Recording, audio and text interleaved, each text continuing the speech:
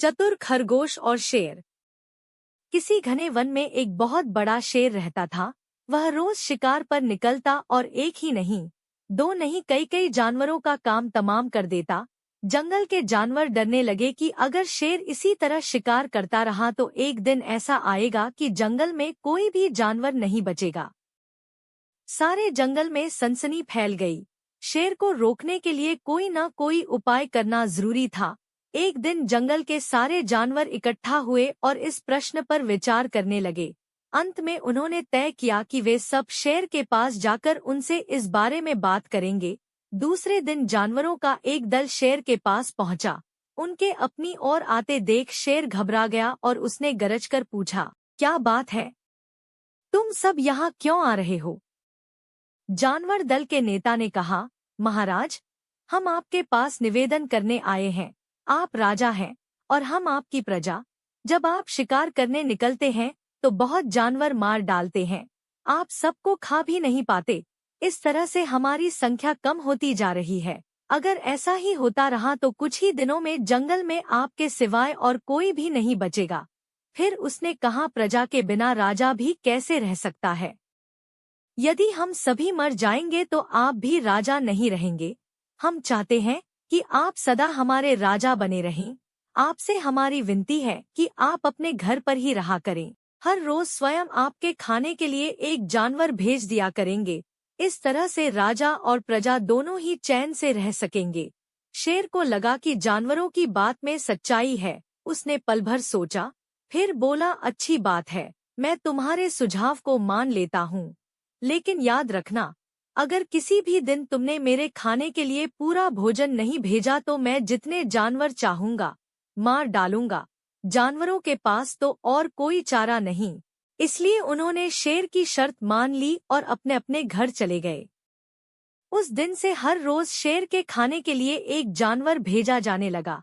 इसके लिए जंगल में रहने वाले सब जानवरों में से एक एक जानवर बारी बारी से चुना जाता था। कुछ दिन बाद खरगोशों की बारी भी आ गई।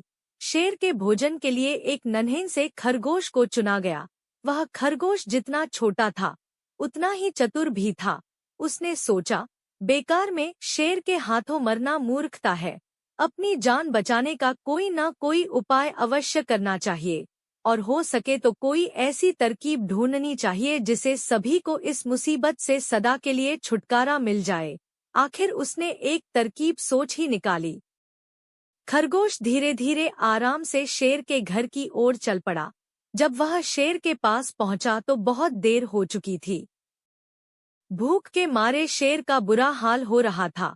जब उसने सिर्फ एक छोटे से खरगोश को अपनी ओर आते देखा तो गुस्से से बौखला उठा और गरजकर बोला, किसने तुम्हें भेजा है? एक तो पिद्दी जैसे हो, दूसरे इतनी देर से आ रहे हो। जिन बेवकूफों ने तुम्हें भेजा है मैं उन सबको ठीक करूंगा। एक एक का काम तमाम न किया तो मेरा नाम भी शेर नहीं।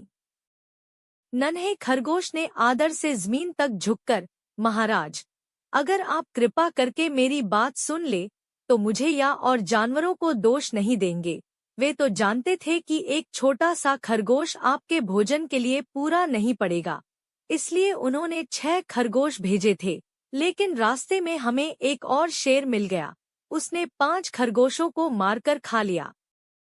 यह सुनते ही शेर दहाड़ कर बोला, क्या कहा? दूसरा शेर? कौन है वह? तुमने उसे कहाँ देखा? महाराज, वह तो बहुत ही बड़ा शेर है। खरगोश ने कहा, वह जमीन के अंदर बनी एक बड़ी गुफा में से निकला था।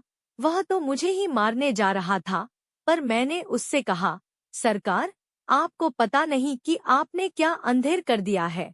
हम सब अपने महाराज के भोजन के लिए जा रहे थे, लेकिन आपने उनका सारा खाना खा लिया है। हमारे महाराज ऐसी बातें सहन नहीं करेंगे। वे जरूर ही यहाँ आकर आपको मार डालेंगे। इस पर उसने पूछा, कौन है तुम्हारा राजा? मैंने जवाब दिया, हमारा राजा जंगल का सबसे बड़ा शेर है।